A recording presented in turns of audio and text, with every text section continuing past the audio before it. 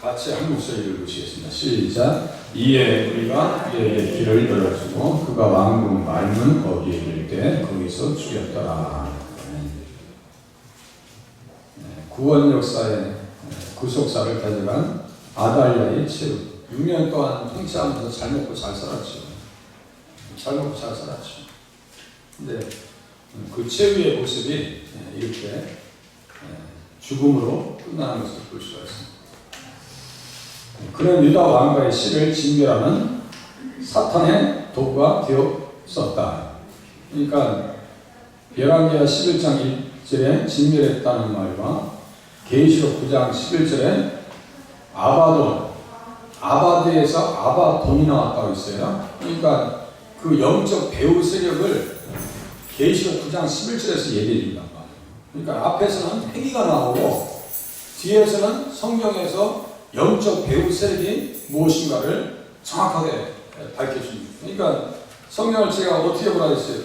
가끔 이렇게 해도 이렇게 브릿지 다 이렇게 연결시켜.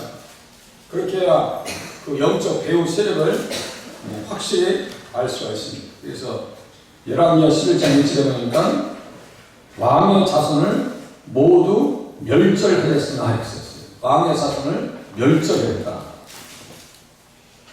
9장 11절 계시에 보니까 그들에게 왕이 있으니 무저갱의 사자라. 히브리어는 그 이름이 아바돈이에요.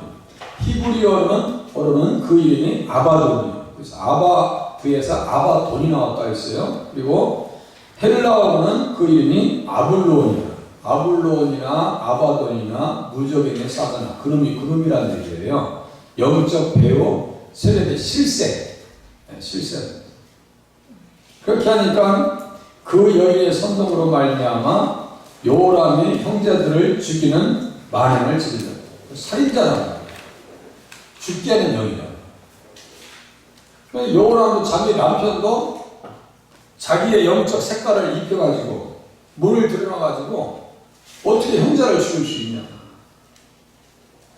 그래서 엘리야가 요람을 탄핵을 시켰다라고 말씀을 드렸어요. 22장 한번 봐보세요.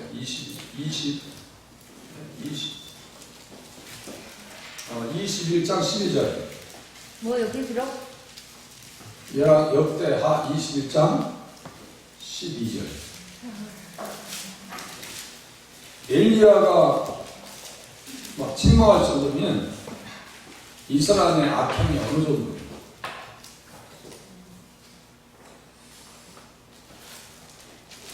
12절부터 15절까지 빨리 읽어보시겠습니다. 다 같이 시작. 선지자 엘리야가 여호와에게 글을 보내어 이르되 왕의 조상 다윗 사람인 여호와께서 이같이 말씀하시기를 내가 내 아비 여호사밧의 길과 유다 왕 아하스의 길을 행하지 아니하고 오직 이스라엘 왕들의 길을 행하며 유다와 예루살렘 주민들이 음행하게 하기를 아합의 집이 음행하듯 하며 또 내 아비 집에서 너보다 착한 아우들을 주겠으니 여호와가 내 백성과 내 자녀들과 내 아내들과 내 모든 재물을 큰 재앙으로 치시리라. 또 너는 창자의 중명이 들고 그 형이 날로 중하여 창자가 빠져나오리라 하셨다 하였더라. 그냥 단순한 일이 아니에요. 하나님께서 이 일에 간섭하신다. 그래서 아달랴는 예후에 의해서 자기의 어머니 이세벨이 비참하게 죽임을 당할 때 깨달았어요. 그냥 뭐 두개골하고 여기하고 손하고 발에 있는 조금 살만 남고 개들이 가서 다 뜯어먹어. 그러면 자기 어머니가 그렇게 죽었으면 자기가 한번 행위를 돌아봐야 될 거 아니에요. 전혀 반성이 없었어요. 그리고 자기 형제들이 70명이 예후가 반란을 일으킬 때 목을 다 잘라버려요. 잘라가지고 두 바구니에다가 나눠놨어. 그러면 야 내가 정신 똑바로 쳐. 그게 전혀 깨달음이 없었어. 깨닫지 못하는 백성은 멸망하는 짐승과 같다. 성경 한 귀절도 버릴 만한 내용은 단 하나도 없습니다.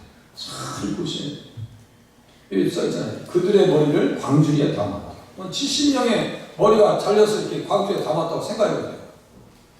아유 끔찍해라. 끔찍해.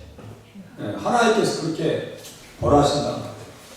자, 이 세대를 멸망으로 이끌었던 미혹의 영이 아달랴를 견고히 사로잡았기 때문에 참혹의 결과를 경험한 것이다.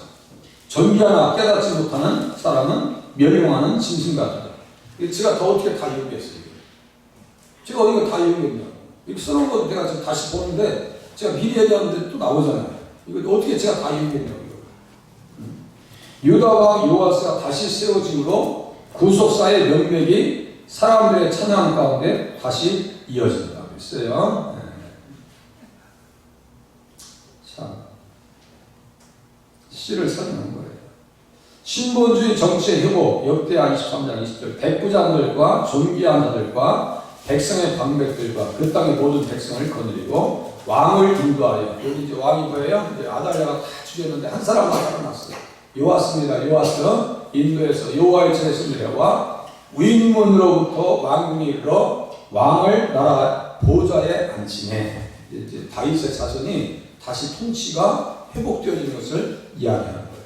그래서 여호야다와 백부장들의 헌신으로 유다 왕가의 자손 요아스 왕을 다시 보좌에 앉게, 왕의 자리에 앉게 합니다. 이는 여호와께서 다윗의 자손에 대하여 말씀하신 대로 유다 왕자를 즉위시키기 위함이었다. 그래서 이 일을 감행하는 데 있어서 지금 여호야다는 용기를 내었다. 용기를 내었고 백부장들과 같이 언약을 세웠다라는 것은요, 뭐냐면 그 당시에 살아있는 권력이 아달랴예요. 살아있는 권력이 아달랴고, 아달랴가 만약에 그것을 알게 되었다, 그럼 다 생명되는 거예요. 그죠? 그러니까 생명을 걸고 신앙생활 한 거예요. 지금 이 시대도 우리도 어떻게 신앙생활 해야 돼요? 생명을 다해서 목숨을 다하고 마음을 다하고 뜻을 다해서 신앙생활 하셔야 돼요. 이렇게 신앙의 사람, 이 사람을 나중에 선한 행위를 가졌다라고 또 얘기합니다. 좀 뒤에 또 나와요. 그러니까 우리가 어떻게 신앙생활을 해야 될 것인가, 그리스도 예수 안에 있는 믿음을 가지고 어떻게 살 것인가를 이 사람들은 행위를 통해서 우리에게 보여주고 있어요. 이는 타락한 아달랴가 통치한 인본주의 정치에서 신본주의 정치의 회복을 의미합니다. 신본주의 정치란 여호와 하나님만을 모시면서, 이거 잘 또 정리한 거 잘 들으세요. 이주일 목사님이 오늘 정리를 잘 해놨어. 제가 이번 주에 가서 이제 같이 나누면서 저도 가서 이만한 노트를 또 가지고 와. 100장이다, 이번 주에. 가서 이제 목사님들 같이 제가 이제 인도하니까. 인도하고 이제. 그런데 그 목사님이 그렇게 잘 받아주시고, 이해도 잘 하시고, 이제는 깊이 들어가는 것 같아서, 이 사명이라고 얘기하시는데, 참 감사해요. 그 명맥이 이어질 거예요. 이 명맥이 이어질 거예요. 그래서 신본주의 정치를 우리 이주일 목사님께서 잘 정리하셨다니까요. 제가 그대로 옮겨볼게요. 여호와 하나님만을 모시면서 하나님의 뜻과 말씀 그대로 실천해 나가는 왕의 통치철학이 신본주의 정치다. 신정정치라고 이야기합니다. 여기서 말하는 하나님의 뜻이란 하나님의 자녀들이 장차 가나안 땅에 성탄하시는 예수 그리스도를 고대하고 사모하는 가운데 그의 백성으로서 하나님 나라를 이루어 가도록 하는 것이다. 하나님 나라의 통치가 이루어지도록 자기들이 그렇게 순종하면서 헌신하는 것이 신본주의 정치를 따라가는 백성들의 자세다. 아달랴를 원하는 게 아니에요. 깊이 마음속에서는 다윗의 자손으로 세워진 아달랴를 여호와스를 생각하면서 기뻐하고 즐거워하고 평안이 또 찾아와요. 좀 이따 또 나옵니다. 그래서 이를 이루도록 여호야다가 모세의 율법책을 왕에게 주면서 기름을 부은 것이다. 모세의 율법책을 줬어요. 제발 내년에 1월달부터 있는 성경 통독 프로그램 있죠? 그걸 따라서 해보세요. 할 수 있는 방법이 너무너무 많은데 성경 읽지 않는다는 것은 그거 정말 태만한 거예요. 학교에 교과서 가지고 가지 않는 거와 똑같은 거예요. 교회 올 때 성경 치도 안 읽고 어떻게 해요? 치라. 여호야다의 그래서 신정정치는 요아스가 왕이 오를 때 나이가 7세라 예루살렘에서 40년 동안 다스리니라. 그의 어머니 이름은 시비아요 부엘세바 사람이더라. 요아스는 유다 왕들 중에서 가장 어린 7세의 왕 위에 오릅니다. 여호야다를 중심으로 한 언약 백성들의 헌신과 노력이 있었기에 메시아 계시 언약의 말씀이 성취될 수 있었다. 메시아 계시 언약, 다시요. 메시아는 누굴 얘기한다고 했어요? 그리스도. 그리스도는 어떤 뜻으로 이야기한다고 했어요? 그리스도, 메시아는 예수님. 받은 자. 네? 기름 부음 받은 자. 그것도 맞고 그건 해석이고 예수님의 친구 아니에요? 아브라함과 다윗의 자손, 아들, 자손 메시아 친. 네가 찬송받으실 이의 아들 그리스도냐? 대제사장이 물어볼 때 아들이 바로 그리스도예요. 그러니까 그리스도니까 이거 자손 메시아. 그러니까 다윗의 자손이 세워지지 않는다는 거예요. 메시아, 이제 다윗의 자손 계시는 거예요. 나단 선지자가 계시로 얘기했다 했죠. 그걸 드러낸 거예요. 그리고 다윗의 자손으로 오신다고 하는 것을 언약한 것이 이게 언약이에요. 그러니까 메시아 계시 언약의 말씀 사무엘하 7장 12절에서 17절까지 그리고 그렇게 하고 아브라함과 이삭과 야곱에게 땅 자손 복을 얘기하신 것 어디에 오신다는 거예요? 가나안 땅에 오시고 그 자손은 누구예요? 예수님을 지향하는 것이고 그 자손이 오셔서 복을 주시는데 7가지 복 우리 또 상황이 있어야 되겠죠. 응? 자, 1 그래 제사 그래 1번 또 그래 또 거룩하게 되는 거 양자 되는 거 또 의롭게 되어지는 거 천국 구속 구원 그래요 영생 응? 우리 수정이는 이거 다 영어로 외워 영어로 외우고 가 알았지? 리덴프션 레미션 오브 신 저스티피케이션 생크티피케이션 에버라이프 그렇게 하고 킹덤 오브 갓 그렇게 어독션 알지? 무슨 말인지 알지? 7개 얘기했어 다음에 수정이 이제 영어로 수장님 목사님이 기도하면서 많이 기다렸었어. 늘 기도해 항상 응? 열심히 할아버지고 열심히 못 받아가지고 나중에 할아버지 책 영어로 번역해. 목사님이 누굴 이러면 그 디테일하게 수장이가 하면 되는 거야. 세계적인 신학자를 지금 할아버지 모시고 있어. 그걸 알아? 존길이 400년 전에 존길 신학자를 썼는데요. 그분보다 더 깊이 들어가시는 이주일 목사님. 그것만 알아. 그러니까 목사님들 사명 때문에 이게 가는 거야. 정말 그 단순한 이야기가 아니에요. 또 이모가 또 박사님 되고 있잖아. 그러니까 우리 수정이는 인문학 박사님 때 나중에 자 뭔 얘기예요 또 이거. 자 메시아 계시 언약의 말씀 내 근거에서 성취되도록 한 것이 요아스 왕이 왕자에 오른 거예요. 그러니까 다윗의 자손으로 다스리는 나라가 이스라엘 나라고 유다 백성이다. 아이고 반가워요. 아이고 참 자주 뵈요. 네. 자 여호야다를 중심으로 한 언약 백성들이 그렇게 헌신했다는 얘기예요. 다윗의 자손에 대한 확고한 신앙. 다윗의 자손, 아브라함의 자손에 대한 확고한 신앙이 그들을 언약의 헌신자로 만들어요. 막 확실해요. 뜻이 정확해. 그러니까 생명 걸어요. 여호야다가 유다의 후손 요아스를 왕으로 모셨다는 것은 신정 정책을 유다 땅에 실현하겠다는 강력한 의지이다. 그 근거되는 말씀이 창세기 49장 8절에서 12절입니다. 통치자는 반드시 유다 지파에서 나와야 됩니다. 뭐 저기 아달랴처럼 이세벨의 딸이고 예빠의 딸 그 사람이 통치하면 안 되거든요. 그거 있을 수도 없는 거야. 비정상이 정상됐었어.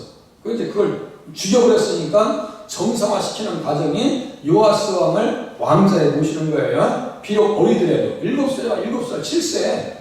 명분이 뭐야 지금 어린아이를 왜 세우나? 그런데 하나님의 약속의 근거에서 세우는 거예요. 이거 잘 이해하셔야 됩니다. 자 어리더라도 그래서 통치자는 반드시 유다 지파에서 나와야 한다. 유다의 분은 내 형제의 찬송이 될지다. 자, 23장 12절 봐보세요. 찬송 바꾼다 보세요. 23장 12절. 자, 역대하 23장 12절. 그냥 같이 펴져 있으니까 같이 읽겠습니다. 다 같이 읽겠습니다. 시작. 아달랴가 백성들이 뛰며 왕을 찬송하는 소리를 듣고 여호와의 전에 들어가서 백성에게 이르러. 써있죠? 왕을 찬송했어요, 안 했어요? 여기 써있어요, 안 써있어요?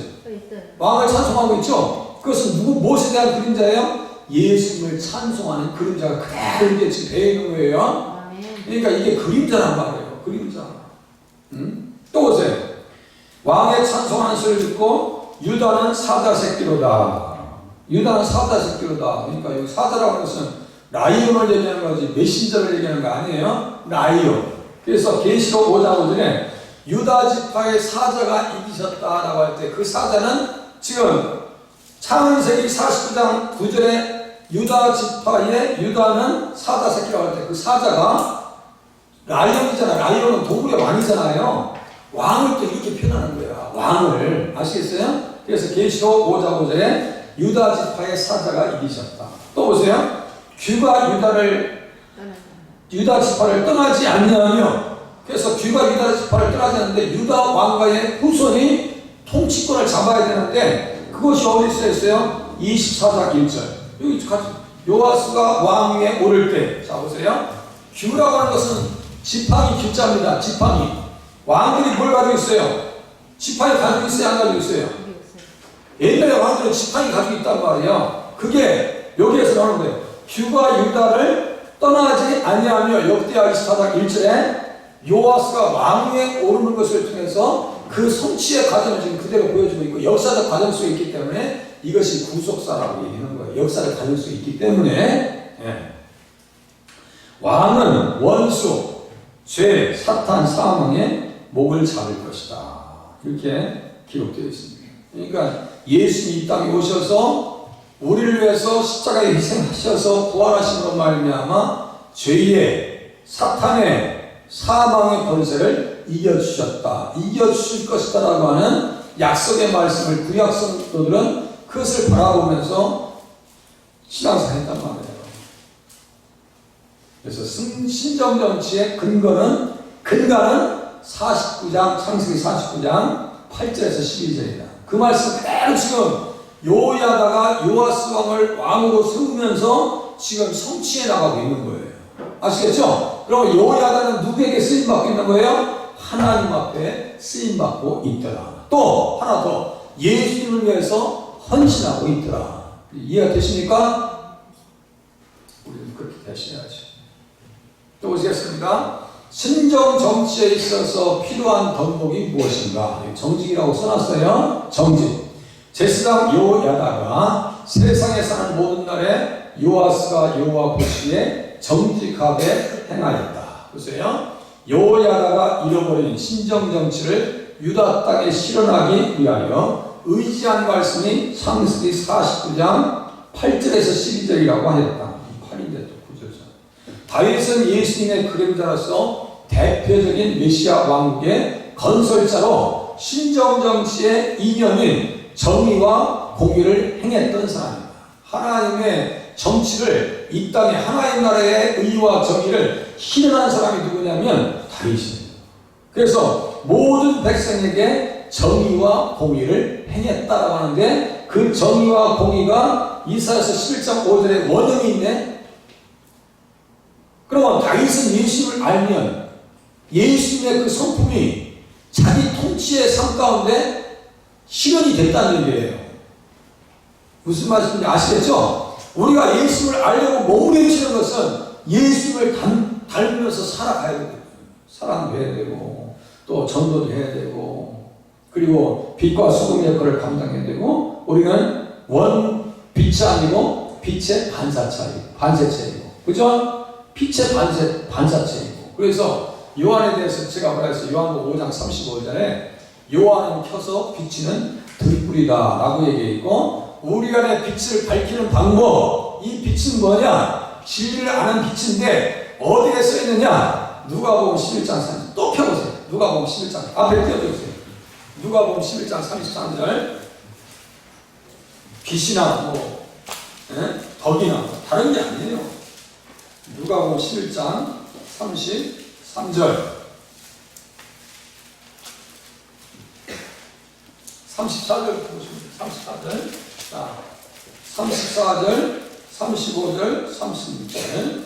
자, 같이 한번 읽으시겠습니다. 앞에 보셔도 되고, 펴보셔도 되고, 같이 읽겠습니다. 자, 시작. 내 몸에 돌풀은 은혜야. 내 눈이 성하면 온 몸이 밝을 것이요. 만일 나쁘면 내 몸도 어두우리라. 그러므로 내 속에 있는 빛이 어둡지 않으니까 보라. 내 온몸이 밝아 조금도 어두운 데가 없으면 등불의 빛이 너를 비칠 때와 같이 온전히 밝으리라 하시니라. 내 속에 있는 빛이 어둡지 아니하는가 보라. 이 빛은 어떤 빛일까요? 예수 그리스도를 아는 빛입니다. 예수님을 아는 빛. 예수를 충만히 내가 알게 되면 온 몸이 밝아진대요. 그런데 내 속에 빛이 꺼졌어. 빛이 없어. 어두워. 그러면요 어두컴컴한 데가. 그래서 어둠의 자식들 뭐 그런 얘기 들어보셨죠? 어둠의 자식들. 어두운 데만 밝히고 다녀. 밤을 낮삼아서 살고 낮이 그 사람들은 밤이야. 만약에 어떤 사람이 나이트클럽에 그림이에요. 그러면 그 사람이 빛이 밝은 거예요? 어두운 거예요? 내가 물장사해. 그러면 그 사람의 빛이 어두운 거예요? 밝은 거예요? 어두운 거예요. 물장사가 뭔지 알죠? 술장사. 어두우니까 밤을 낮 삼고 낮을 밤에 삼아서. 자, 이 도시들도 똑같아요. 보통 어두운 게 아니에요. 똑같아요. 빛이 있으라고 썼던 그 하나님께서 예수 그리스도의 얼굴에 있는 하나님의 영광을 아는 빛을 우리 마음에 비추셨네요. 그죠? 빛을 받았어요. 다윗은 빛을 받았을까요? 안 받았을까요? 받았어요. 여호와는 나의 빛이라고 했죠. 여호와는 나의 빛이래. 그러니까 다윗의 성품 속에, 삶 속에, 세력 속에, 정치 속에 하나님의 정의, 하나님의 정지, 하나님의 공의, 정의가 실천되더라는 거예요. 그죠? 사무엘하 8장 15절 신정정치의 실현자. 이는 예수님 안에 있는 덕목이었다. 그가 신정정치를 실현할 수 있었던 것은 예수님의 덕목을 믿음을 통해서 받았기 때문이에요. 나의 의는 믿음으로 말미암아 살리라. 요리하다 역시 요아스 대신에 섭정할 때에 여호와 보시기에 정직하게 행하였습니다. 야샤르라고 하는 단어를 써요. 정직이 신정정치의 가장 큰 덕목입니다. 하나님의 의, 정직. 이는 하나님에게서 나오는 것이다. 그는 반석이시니 공의로우시고 바르시도다. 그러니까 예수님을 잘 알고 하나님을 잘 아니까 어떻게 돼요? 정직이 이 땅에 실현되어지더라. 그러니까 예수 믿는 사람들이 정치계에 들어가셔야 돼. 아시겠죠? 예수 믿는 사람들이 정치해야 돼. 뭐 동성애 그렇죠. 아유 참. 여호와의 도는 정직하니. 보세요. 18일 성전을 세워야 하는 이유들. 24장 7절. 이는 그 악한 여인 아달랴의 아들들이 하나님의 전을 파괴하고 또 여호와의 전의 모든 성물들을 바알들을 위하여 사용하였음이었더라. 다 망가뜨렸어요. 다 망가뜨렸어요. 그래서 성전을 다시 세웁니다. 그래서 여호야다의 섭정 아래에 요아스 왕은 정치, 경제, 외교, 군사적인 많은 일들을 했을 것으로 판단이 됩니다. 하지만 역덕의 저자 에스라가 그 중 성전 수리하는 내용을 부각하여 기록한 것은 다른 거 잘했을 건데 성전을 수리한 내용을 기록한 것은 다윗 왕조를 통한 신정정치를 위한 것이요 성전 중심으로 메시아 구속사의 회복을 목적으로 두었기 때문이다. 메시아 구속사라는 건 다른 게 아니에요. 메시아 계시 언약 사상을 가지고 그 땅에 그대로 역사적 과정 속에 예수 이 땅에 오셔서 구원을 완성시키는 과정 속에서 그 순간순간 시대를 맡아서 사역을 맡아서 구속사의 사명을 잘 한다는 것이 구속사의 헌신자다. 이렇게 구속사의 회복 이렇게 쓰는 것 뿐이에요. 그러니까 이거 어려운 용어 아닙니다. 어려운 용어. 예수님만 바라보면서 오로지 예수님 앞에 헌신하고 그 약속된 말씀이 그 땅에서 실현되기 위해서 몸을 입히고 생명 걸고 헌신하고 결단했던 사람들의 발자취의 모습이 바로 구속사의 회복을 목적으로 두었기 때문이다. 이렇게 이해하시면 됩니다. 솔로몬 성전 후에 110년이나 지난 과정에서 외부의 침략이 수없이 있었고요. 성전의 보물을 뺏어갑니다. 왕궁의 보물을 뺏어갑니다. 르호보암 때 시삭이 뺏어갑니다. 열왕기상 15장 15절에 보니까 다메섹이 와서 또 뺏어갑니다. 요람 뺏고요. 아달랴와 그의 아들들이 성전을 또한 파괴했기 때문입니다. 제원은 생명의 속전에서 조달되어졌다. 그래서 반세겔씩 됐거든요. 반세겔씩. 네. 그래서 성전세라고도 얘기해요. 그런데 예수님 마태복음 17장에 보면 일부에 때 말씀드렸었는데 성전세를 받는 사람이 와서 얘기해요. 야, 너희 선생님은 성전세 내 안 내? 내시는데 왜 안 내? 그러니까 베드로가 와서 예수님에게 말합니다. 성전세 어떻게 하죠? 내야지. 원래 왕의 아들들은 내냐 안 내냐? 안 내는데 원래 우리들은 아들이라서 안 내도 되는데 이 세상 사람들이 오해하기 쉬우니까 그래도 내야지. 그러면 또 가서 그 물가에 뭐 낚시가 있어요? 물고기 가서 잡아라. 그러면 그 입에 한 세겔이 있을 거예요. 한 세겔. 그 한 세겔이라고 하는 것은 우리 지금 시가로 얘기하면 4일 품삯이에요. 4일. 내가 하루 일당이 10만 원이면 40만 원이거든요. 그죠? 그래서 반세겔씩 내는 거예요. 그래서 이틀, 반세겔은 이틀 품삯. 그러니까 20만 원, 1년에 20만 원 내야 되는 거야. 이스라엘 백성들이 무조건 20대 이상 되면요. 그걸 갖다 냈어요. 그걸 가지고 재원을 삼아서 파괴하는 자를 쓰여요. 그래서 성전을 파괴하는 자는 멸망하고 성전을 세우는 자는 상을 받게 된다. 그래서 우리들도 하나님의 성전이에요.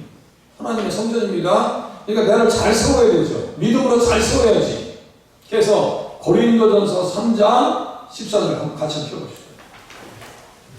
우리들도 하나님의 성전이요.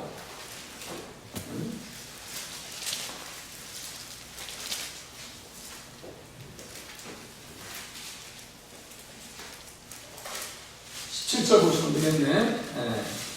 16절, 17절. 고린도전서 3장 16절, 17절. 16, 17. 잘했어요. 16, 17절.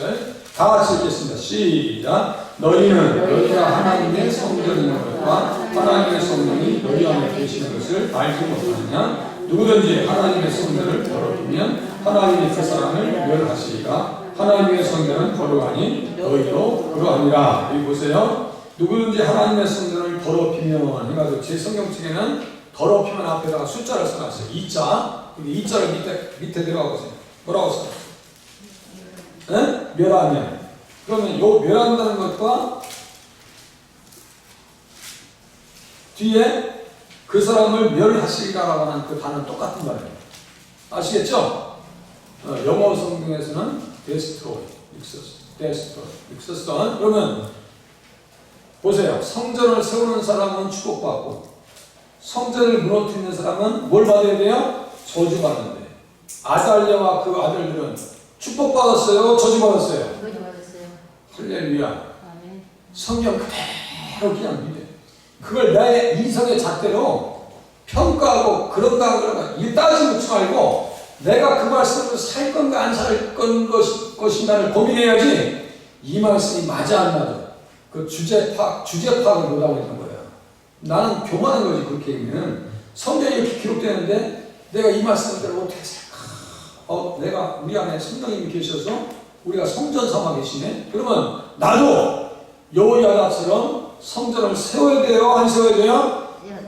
교회를 세울 뿐만 아니라 가장 먼저 누구를 먼저 세워야 돼요? 자신을 잘 건축해 나가시는 그런 믿음을 가지실 수 있기를 바랍니다. 아멘. 어떤 사람은 그냥 홀랑 무너뜨려. 아이고. 그러면 안 돼. 자기 신앙이 얼마나 귀한데. 얼마나 귀한데. 평생 작업해야 되는데. 네. 한 커트, 두 커트만 하면 끝나겠네요. 헌금을 이제 또 합니다. 모든 방백들과 백성들이 기뻐하여 마치기까지 돈을 가져다가 귀에 던지고. 보세요. 두 가지 헌금을 드립니다. 의무금, 좀 전에 성전세. 그래서 반세겔씩 20세 이상이면 다 드려야 되는 거예요. 반세겔은 며칠 품삯이라고요? 이틀 품삯이라고. 이틀 의무적으로 되는 거예요. 그리고 한 가지는 뭐예요? 자원하는 예물이 있습니다. 자원하는 거. 헌금의 명목에는 에스라가 기록한 24장 9절 이스라엘의 배치만세 곧 성전세와 같이 의무금이 있고 10절에 기뻐하여 라는 말씀처럼 억지가 아닌 자원하는 예물이 있다. 같은 이야기를 기록한 예레미야 선지자도 헌금에는 의무금과 자원하는 마음으로 드리는 예물이 있음을 기록합니다. 그래서 열왕기하 12장 4절에 보면은 몸값으로 드리는 은이나 이게 의무금이에요. 두 번째는 자원하여 여호와의 성전에 드리는 모든 은. 자원했다는 것은 마음에서 이렇게 싹 타올랐다는 거예요. 자원했어. 그래서 제가 늘 칭찬하잖아요. 우리 주연께는요 숫자에 대해서 너무 헌금상을 잘하셔. 가서 이렇게 그냥 아이고 힘든데 이렇게 그냥 잘하셔. 손잡고 막 이쁘다고 하죠. 정말 잘하셔. 헌금상을 너무너무 잘하셔. 제가 볼 때는 형편이 안 돼. 이렇게 할 수 있는 형편이야. 그런데 헌금상을 하시는 거 보면은 한 번도 떼먹지 않아요. 네, 그래서 아유 그 가정 또 다 기도하지만 축복받으셔야 되는데 하나님 언제 그 가정 축복하십니까? 목회자가 기도하지 않을 수가 없어요. 네? 하나님께서 그냥 크게 그냥 터뜨려 주실 줄로 믿으시길 바랍니다. 아멘. 힘든 데도 이렇게 막 협력하시고 너무너무 감사해요. 그러니까 지가 공사하는 거예요. 겁이 안 나요. 공사하는 거예요. 이거 지가 공사하면 200만 원 거의 들어요. 네, 막 하는 거예요. 사? 그냥 사요. 사. 네, 막 겁이 없어. 네, 사요. 산다. 감당합니다. 네. 그리고 또 장학헌금이나 성경 되지도 않아요. 우리 대학생이 수정이도 장학금 베풀 거예요. 줄 거예요. 예. 네. 우리 수정이도 다 장학금 대상자예요. 학생이니까 우리 수정이 장학금 받아서 가. 아니 못 줘. 네. 우리 다 대학생들 다니는 친구들 다 장학금 주잖아요. 매일매일 드리고 그냥 너무 감사해요. 감사해요. 자, 그래서 자발적으로 한다는 것은 뭐예요? 마음에서 이렇게 싹 터서. 그래서 자원하여 여호와의 성전에 드리는 모든 은, 그 결과 요아스 왕이 메시아 계시 언약의 통치 이념의 신정 정치를 위하여 성전을 수비할 때 넉넉함이 있어. 보세요. 24장 11절 보세요. 24장 11절.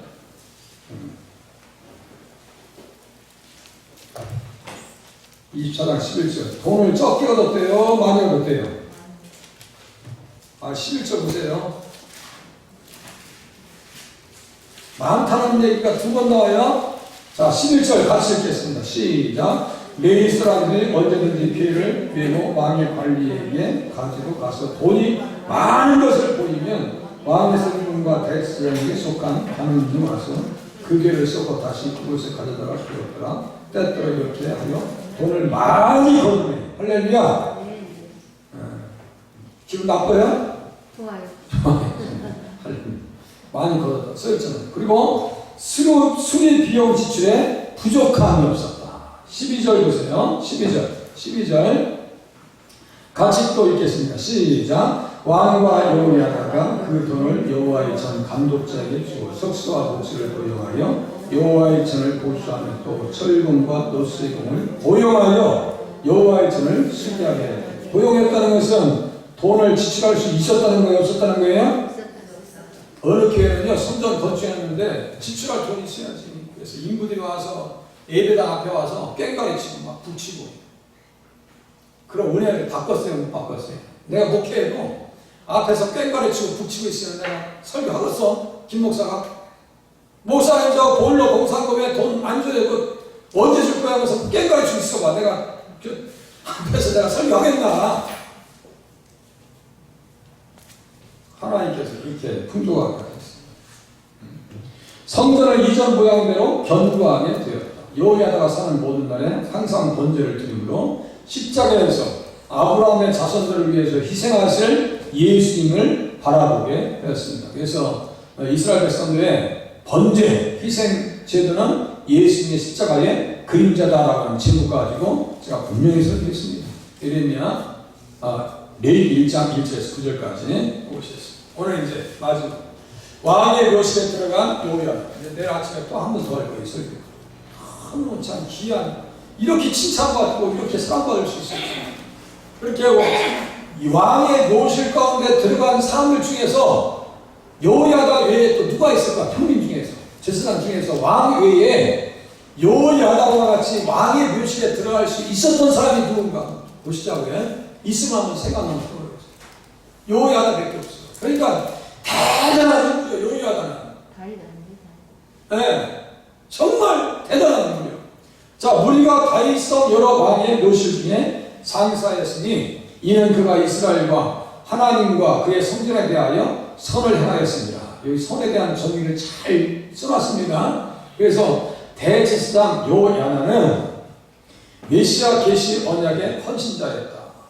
헌신자죠. 일꾼이죠. 그죠? 메시아 예수님, 이 땅에 아들로 오시는 예수님을 위해서 그렇게 하고 그 계시, 드러난 그 말씀을 위해서 언약, 약속이 성취되기 위해서 자기가 용기를 내었고 언약을 맺었고 왕과 이스라엘 백성들 사이에 언약을 맺게 했고 요아스 왕을 정직하게 통치할 수 있는 통치 이념의 덕을 구현시켰던 사람이 요야다예요. 그러면 보통 헌신자가 아닙니다. 그죠? 그래서 여호와께서 다윗의 자손에게 말씀하신 대로 말씀하신 대로 왕을 나라 보좌에 앉혔다. 누가 앉힌 거예요? 여호야다가 앉힌 거예요. 믿음이 있으니까 이렇게 행동하는 거죠.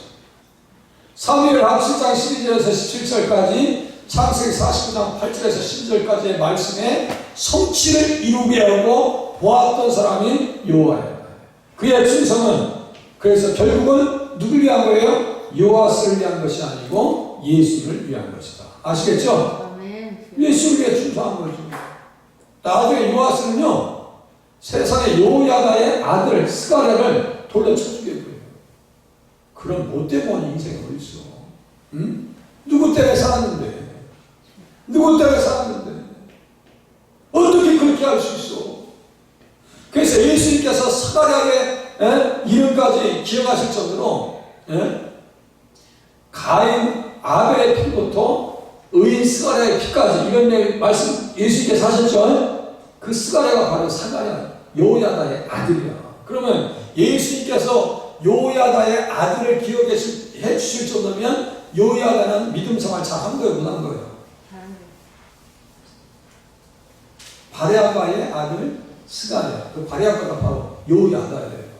그러니까 요야다는 누가 기억해 주셨다고요? 예수님의 입에서 나온 것을 마태나 마가가 썼어요. 보통 축복받은 사람이 아니죠. 그래서 그의 충성은 누굴 위한 것이라고요? 예수님을 위한 것이다. 요야다가 사는 동안에 요아스 왕이 정직하게 행할 수 있었던 것은 그의 도움이 절대적이었습니다. 그의 공로를 기리어 백성들이 다윗성 여러 왕의 묘실에 장사한 이유는 그가 이스라엘과 하나님과 그의 성전에 대하여 선을 행하였기 때문입니다. 선을 행하였기 때문이다. 그래서 본문을 통해서 성경이 말하는 선한 일의 정의를 이해할 수가 있다. 아시겠죠? 선하다는 건 뭐예요? 선하다는 건 예수님과 관계된 거예요. 우리가 선하다고 할 때 착한 선자 이라지 무슨 뭐 세상에서 말하는, 제가 가끔 어린이 찬송 부르죠. 마음 착해도 못 가요 하나님 나라, 거듭나면 가는 나라 하나님 나라. 들어보셨죠? 마음 착하고 그거 착할 선자하고 전혀 관계없습니다. 예수 믿어서 거듭나야지. 예수 믿어야 돼. 예수 모르면 천국 못 가는 거예요. 선을 행했어요. 여호사밧이 그랬고, 히스기야가 그랬고, 요시야 왕이 그랬고요, 느헤미야가 그랬고, 믿는 자들 생명의 부활할 사람들이 선한 일을 할 사람들입니다. 예수님이 선한 일을 하셨어요. 하지만 요람과 요아스는 왕의 묘실에 들어가지 못합니다. 요람 창자가 밖으로 튀어나왔어. 요아스는 왜 왕의 묘실에 못 들어가요? 어떻게 요야다의 아들들을 죽일 수 있냐고요? 그것도 자기가 제대로 가면서 이 사람들이 반대한 게 아니요, 잘못된 결과니까 반대한 거예요. 죽고 난 뒤에 16절 바로 밑에 보세요. 24장 16절. 여호야다가 죽은 후에 써있죠. 17절. 죽은 후에 어떤 짓을 했는지 보세요. 18절 보세요. 같이 읽겠습니다. 시작. 그의 조상들이 하나님 여호와의 전을 버리고 아세라 우상과 우상을 숨겼으므로 그 죄로 말미암아 진노가 유다와 예루살렘에 임하니. 하나님의 성전을 버렸죠. 그러니까 끝이 행복해요, 못해요? 아까 성전을 더럽히는 자는 하나님께서 멸하시리라. 멸한다는 것과 더럽힌다는 것이 같은 단어라고 했어요. 예.